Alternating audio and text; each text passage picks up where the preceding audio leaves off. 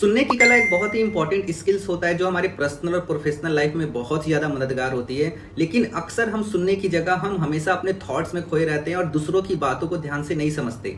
तो आज की इस वीडियो में हम 6 ऐसे तरीकों पर चर्चा करेंगे जिससे हम अपनी सुनने की स्किल्स को इंप्रूव कर सकते हैं। तो इस वीडियो को बिल्कुल एंड तक देखिएगा, बहुत ही इंपॉर्टेंट वीडियो है आपके लिए अगर आप अपने लिसनिंग स्किल्स को इंप्रूव करना चाहते हैं। तो चलिए इस वीडियो को शुरू करते हैं। तो हम बात करते हैं सबसे पहले पॉइंट की। तो सबसे पहला जो पॉइंट है वो है maintain eye contact to show engagement. देखो, अगर आप अपनी लिसनिंग स्किल्स को इंप्रूव करना चाहते हो तो आपको आंखों का संपर्क ना बनाए रखना पड़ेगा सामने वाले के साथ में। मतलब कि जब भी आप किसी से बात करो तो आपको सामने वाले की आंखों में देखना बहुत ही ज्यादा जरूरी होता है। आपको आई कांटेक्ट बना के रखना है।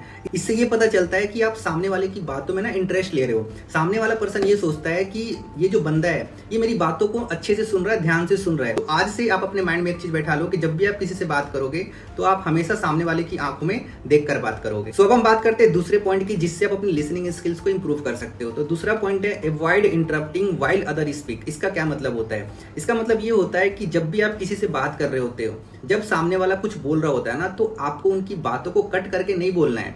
ठीक है, हमेशा आपको कोशिश ये करना है कि जब भी सामने वाला कुछ बता रहा हो तो आपको ना उनकी बातों को पूरे ध्यान से सुनना है, सामने वाले को पूरी बात को कंप्लीट करने देना है। ठीक है, होता है क्या है कि जब भी आप किसी दूसरे पर्सन की बातों को ना काट देते हो, जैसे जब वो बोल रहा है और जब आप उनकी बातों को काट देते हो ना, तो सामने वाले को ये लगता है कि आप उनकी बातों को ना इंपॉर्टेंस नहीं दे रहे हो, आप उनकी बातों को नहीं समझ रहे हो। तो आपको ऐसी गलती नहीं करनी है, कभी भी दूसरे की बातों को कट नहीं करना है। जब सामने वाला कुछ समझा रहा हो, जब सामने वाला कुछ बता रहा हो, जब वो अपनी बात को पूरा कंप्लीट कर ले तब आपको अपनी बात रखनी है। बीच में इंटरप्ट नहीं करना है, ये चीज माइंड में बैठा लो। बहुत सारे लोग ये गलती करते हैं, बीच में ही सामने वाले की बातों को कट कर देते हैं बिना बात कंप्लीट किए। तो आपको आज से ऐसा बिल्कुल भी नहीं करना है। सो अब हम बात करते हैं तीसरे पॉइंट की जिससे आप अपनी लिसनिंग स्किल्स को इंप्रूव कर सकते हो। तो तीसरा पॉइंट है focus on understanding instead of replying. इसका क्या मतलब होता है? इसका मतलब ये होता है कि जब भी आप किसी से बात कर रहे होते हो तो जवाब देने के बजाय आपको उनकी बातों को समझना चाहिए। बट ज्यादातर लोग क्या करते हैं, जब सामने वाला कुछ बता रहा होता है ना, तो वो अपनी जवाब देने की प्लानिंग कर रहे होते हैं।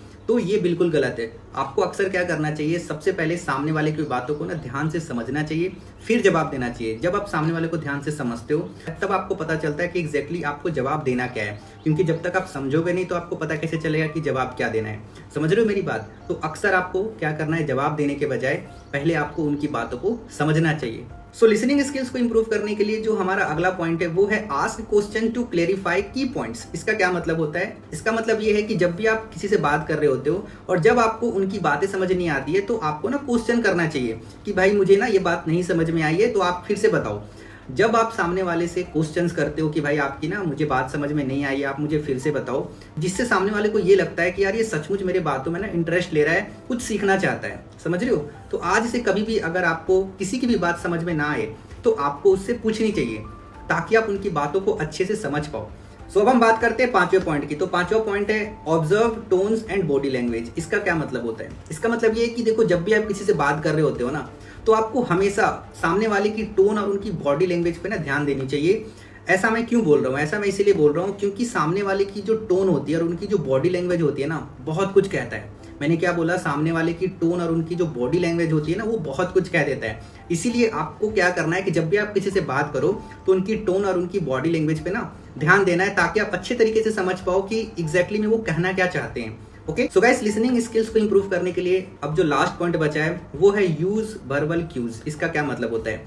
इसका मतलब ये होता है कि देखो, जब भी आप किसी से बात कर रहे होते हो ना, तो आपको कुछ वर्बल क्यूज का इस्तेमाल करना है। जैसे हाँ, ठीक है, समझ गया। तो आपको इस तरीके के ना कुछ वर्ड्स को इस्तेमाल करना है जब आप एक दूसरे से बातचीत कर रहे होते हो।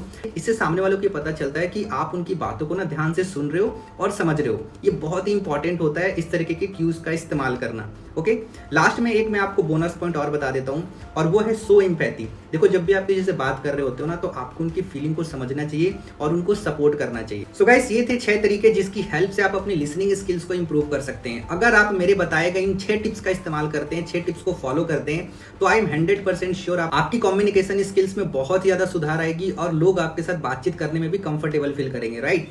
सो गाइस, अगर आपको ये वीडियो पसंद आया तो इस वीडियो को लाइक जरूर कर देना और सब्सक्राइब जरूर कर लेना। ठीक है? सो गाइस, हम फिर मिलते हैं नेक्स्ट वीडियो में। Till the time, wish you good health and forever success.